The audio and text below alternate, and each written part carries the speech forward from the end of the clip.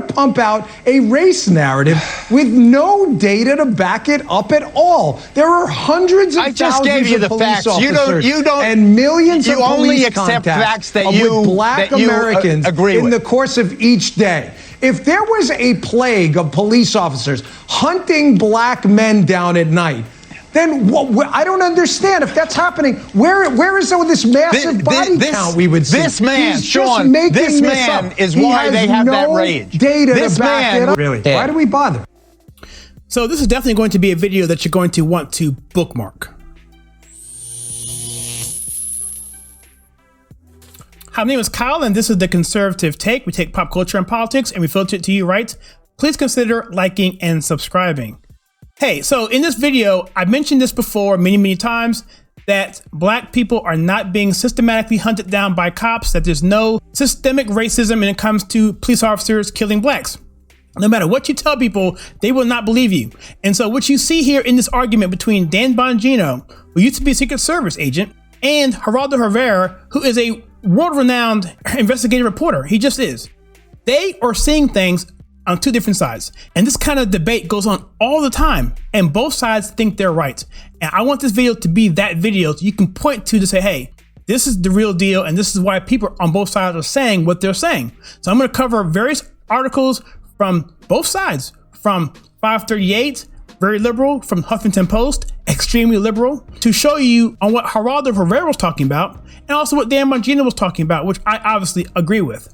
So I'm going to show you why Gerardo was wrong. So in this video, I'm going to leave all the articles in the description below. So please check that out, and feel free to pause this thing because I'm going to go pretty quickly, and I'm trying to keep this video at a moderate length. Okay, so here we go. So we're going to kick this particular video off with an article from 538, which is a left-leaning polling site, which gets every election wrong, by the way.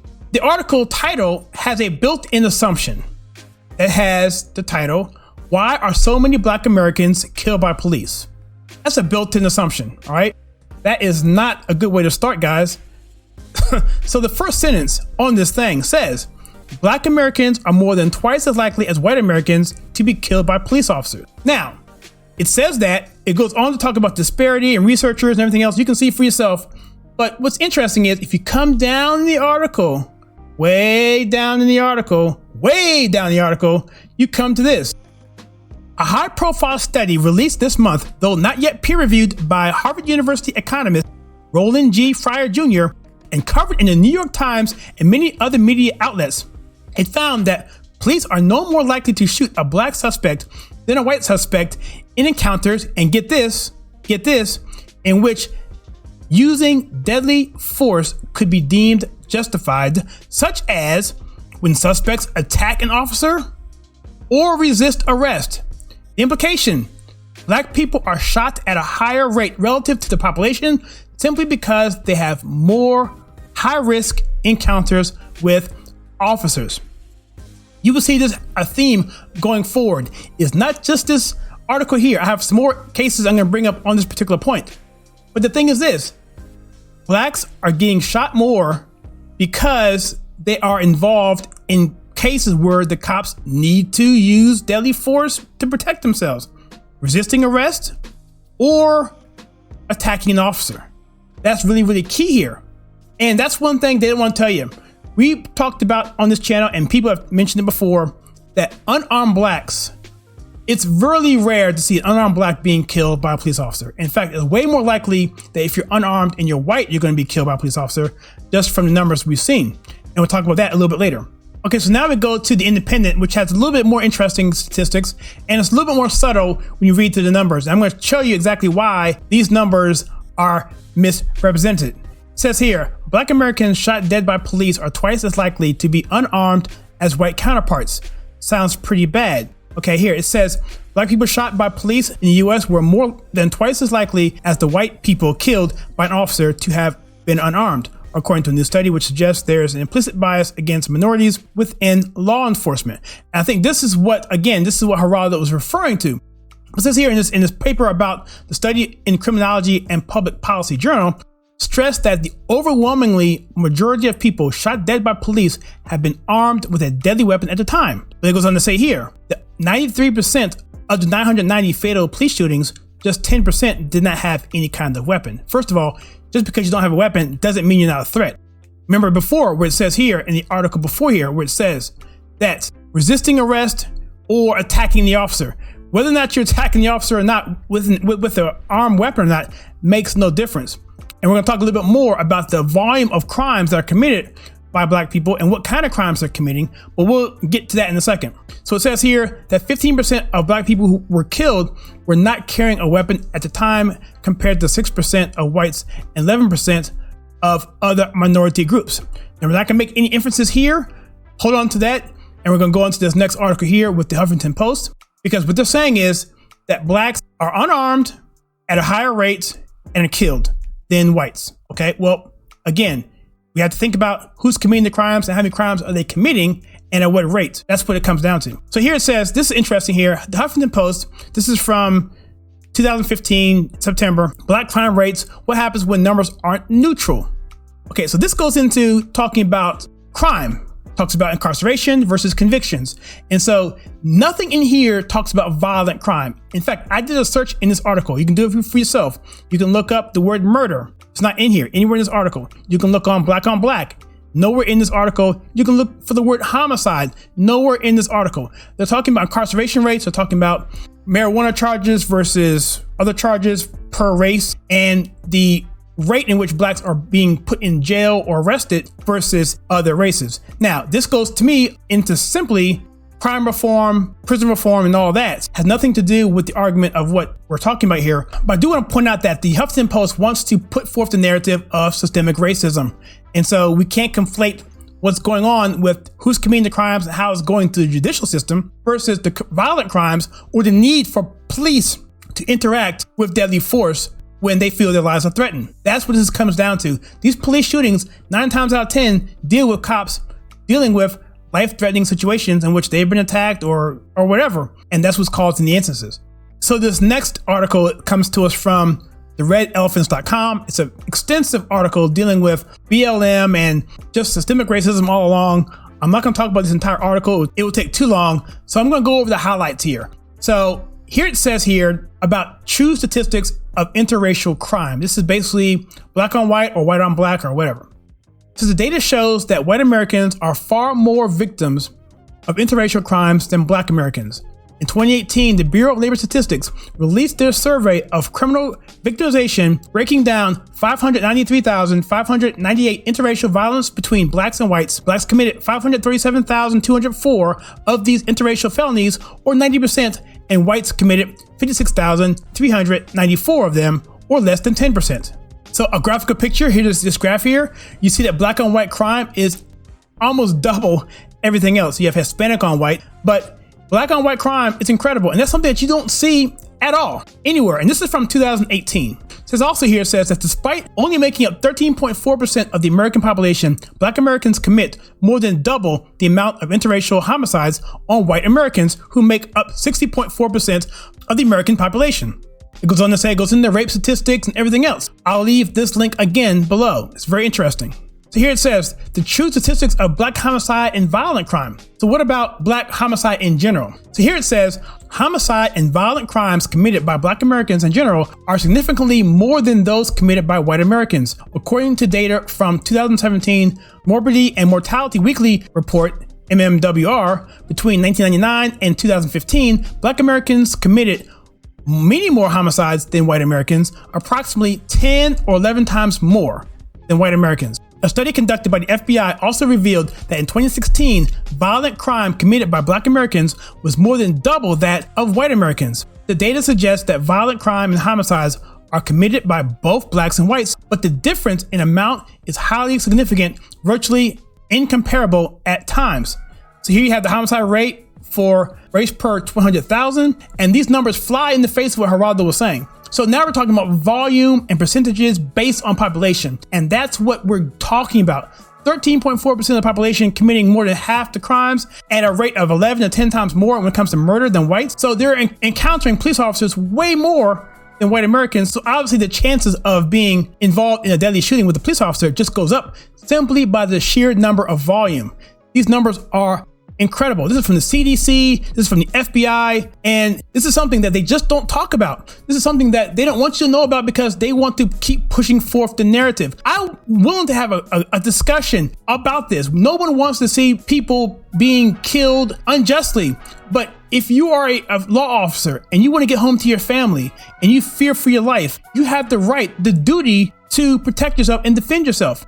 Mistakes can happen, yes, and that is not something that I'm trying to conflate here, at all.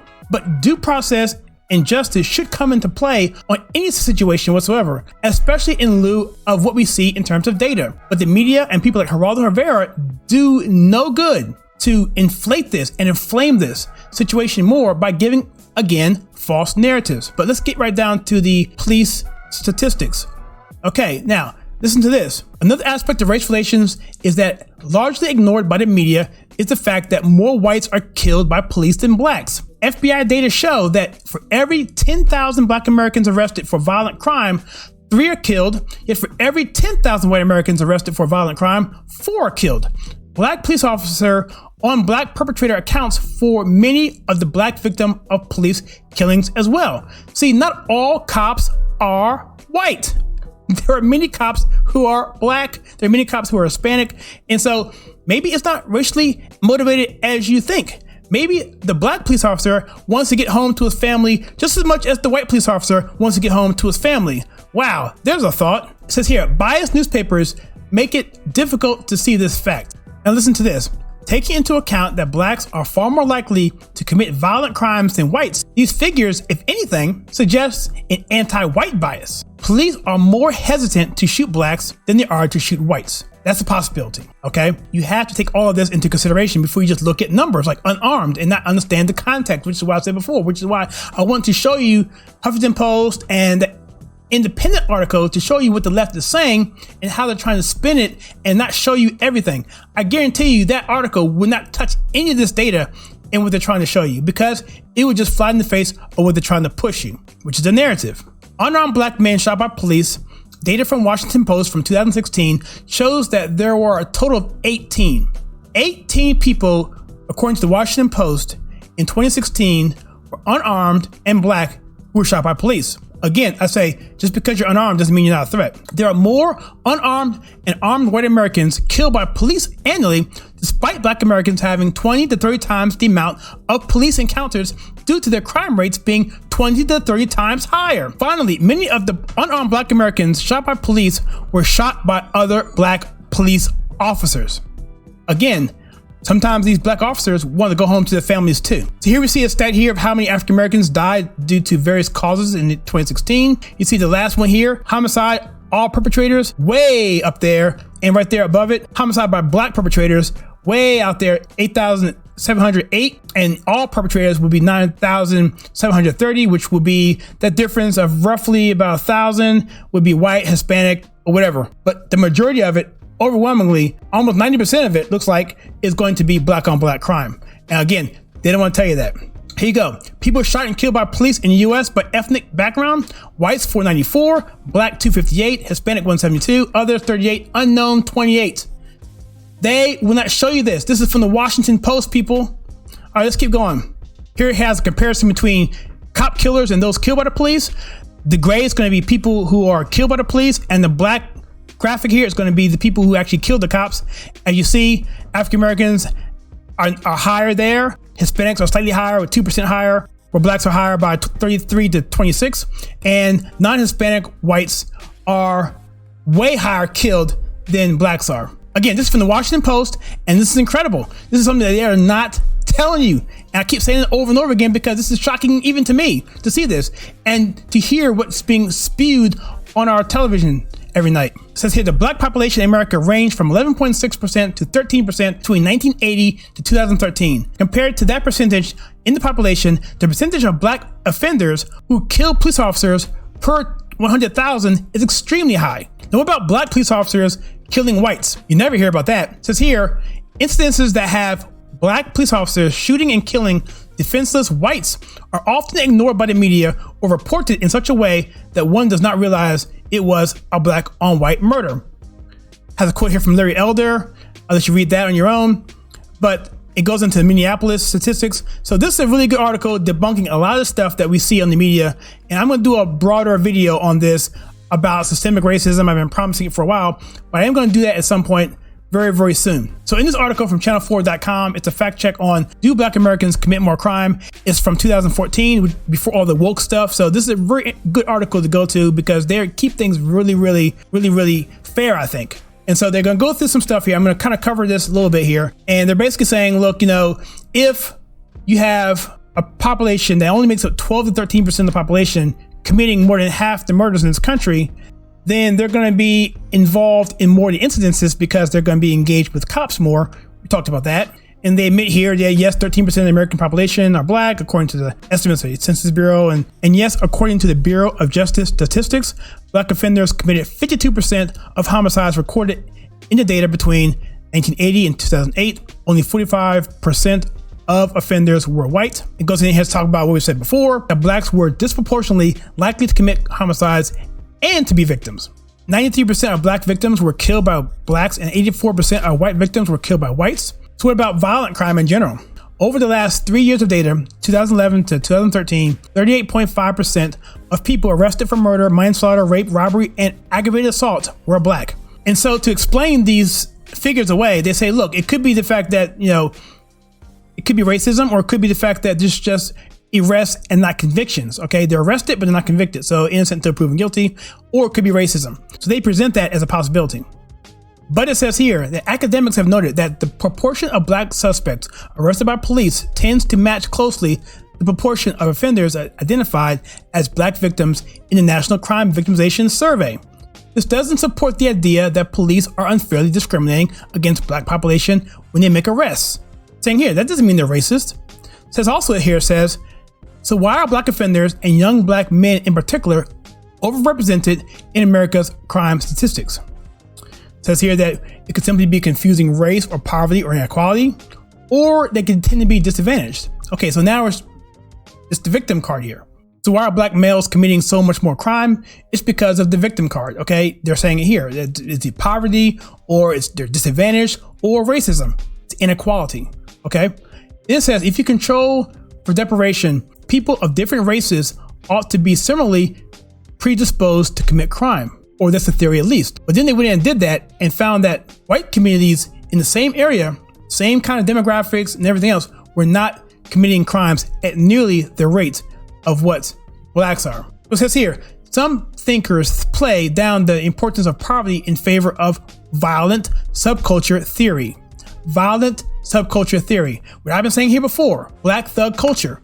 It's the toxic culture in the Black community. Because here again, it says, this is the idea that some Black communities, for some reason, have developed cultural values that are more tolerant of crime and violence.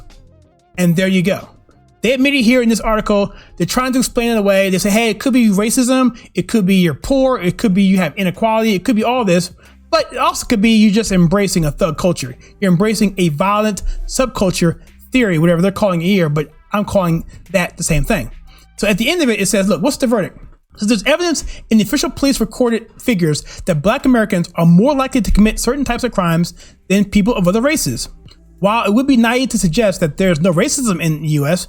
criminal justice system, which I would agree that there's always racism because you have people, so there's always going to be racism. But it says victims' reports don't support the idea that this is because of mass discrimination, because the numbers don't add up. You have a left-leaning site here. You have a site here that is taking a neutral position and coming to the conclusion that common sense should bring us to.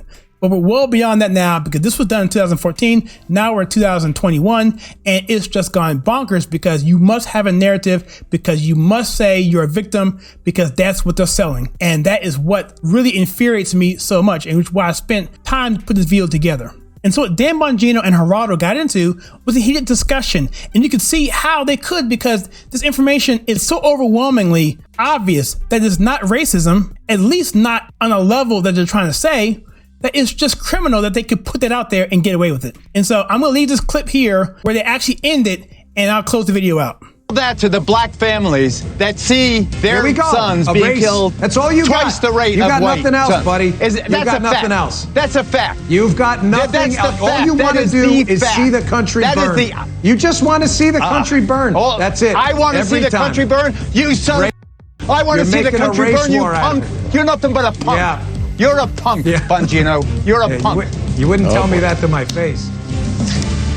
So typically, as happens before, when you get into a fight with someone or argument with someone who can't defend themselves, it gets into name calling and this sort of thing.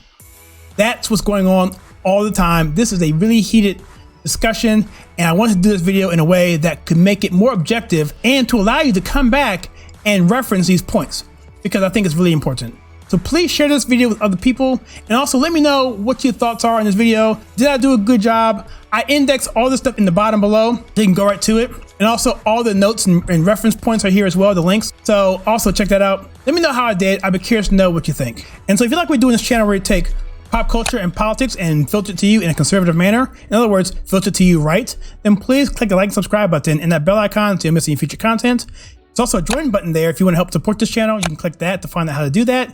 And also, please check out some content that we have right here.